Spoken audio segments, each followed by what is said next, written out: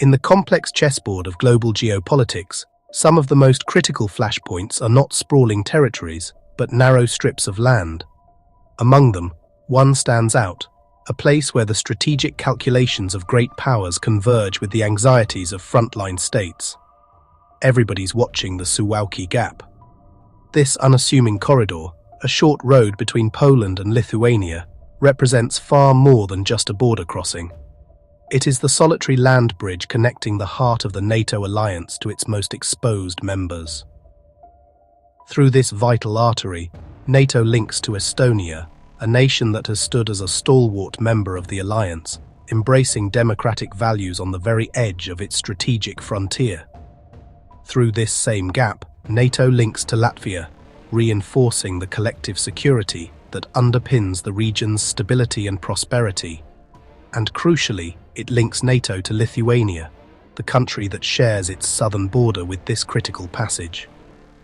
For these three nations, the Suwałki Gap is not an abstract concept. It is their physical tether to the 32-nation alliance. The strategic vulnerability is stark.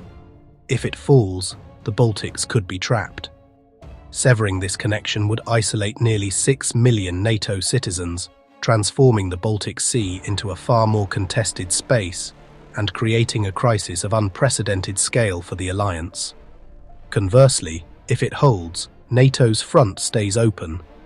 A secure gap ensures that the alliance's commitment to collective defense, the principle that an attack on one is an attack on all, remains credible and physically possible.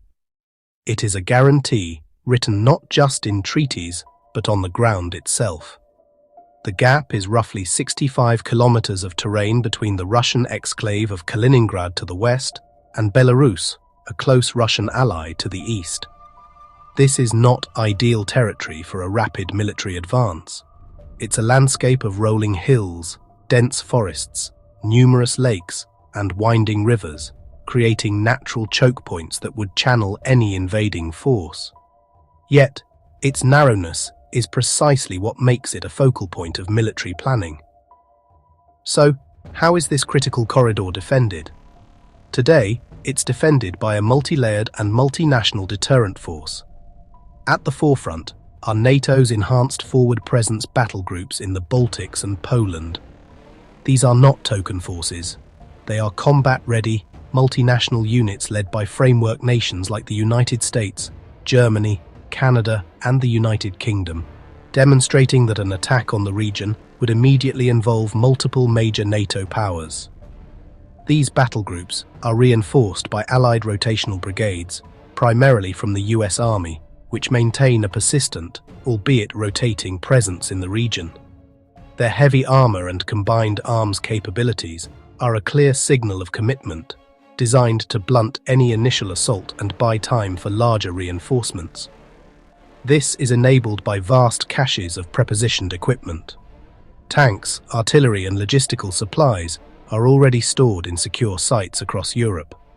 This strategy, known as army prepositioned stocks, dramatically cuts down the time required to get heavy forces into a fight. Instead of shipping tanks across the Atlantic, soldiers can be flown in to fall in on their gear, ready for action in days, not weeks. Crucially, these international forces would fight alongside the increasingly capable Polish and Baltic national forces. Poland, in particular, is undertaking a massive military modernization and expansion, building one of Europe's most formidable land armies. The Lithuanian, Latvian, and Estonian forces, with their intimate knowledge of the local terrain, would be indispensable in any defensive operation. And watching over it all are powerful NATO air and sea assets. The Baltic Air Policing Mission ensures Allied jets are always on patrol, while naval forces constantly monitor the Baltic Sea. These are all publicly acknowledged deterrents designed to make the cost of any aggression transparently, prohibitively high. On the other side of the ledger, a Russian plan, often discussed in open-source military analysis, would use forces from Kaliningrad and Belarus in a swift combined arms operation. Kaliningrad is one of the most militarized pieces of territory in Europe, home to the Russian Baltic Fleet, significant ground forces, and layers of advanced missile systems. Belarus provides strategic depth and an additional axis of advance. The spearhead of such an assault would likely be mechanized infantry and armored divisions, designed to punch through initial defenses with speed and overwhelming firepower. These would be supported by elite airborne troops, potentially tasked with seizing critical infrastructure like bridges or airfields behind NATO lines to sow chaos and disrupt the arrival of reinforcements. And overseeing the battlefield would be an array of long-range missile units.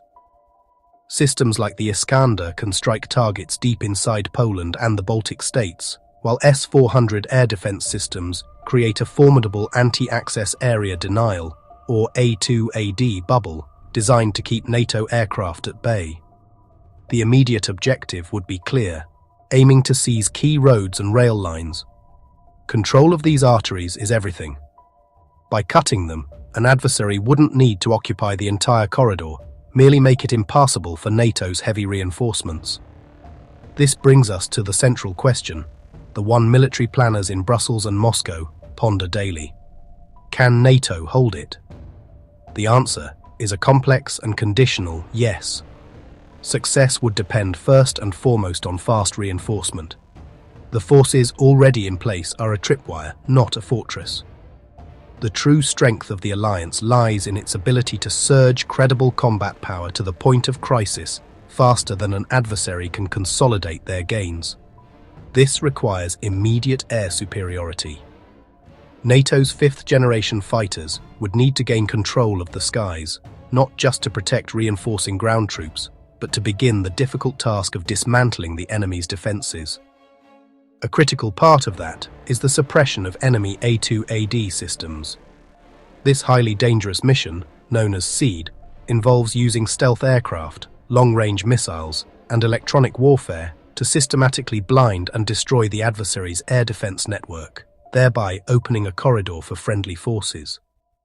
And underpinning everything is the need for sustained logistics. Wars are won by bullets, beans, and fuel. NATO would have to establish and protect resilient supply lines from ports in Germany and Poland, across contested ground, to the front line. This is the unglamorous but absolutely essential foundation of modern warfare. All these military factors point to yes, but only if political will and rapid mobilization match planning. The plans on paper are useless if the 32 member nations cannot reach a consensus to act with decisive speed. The invocation of Article 5 is a political decision, and in a crisis, hours matter. Any hesitation or delay could grant an aggressor a fatal advantage. The stakes could not be higher. If this vital corridor falls, the Baltics face isolation. They would become a strategic island, incredibly difficult and costly to liberate, forcing the alliance into a devastating, protracted conflict. This would trigger a major escalation, a direct confrontation between nuclear-armed powers, the very scenario the alliance was created to prevent. The consequences would ripple across the globe, shattering the international order. That's why the Suwałki Gap is small in size but huge in consequence. It is more than a line on a map. It is a test of NATO's speed, its strength, and ultimately its resolve. Holding it is not just about defending territory, but about defending the very principle of collective security in the 21st century. If you enjoyed this breakdown and appreciate our work, please like and share this video and consider subscribing to our channel. Your support helps us to create more in-depth analysis like this one.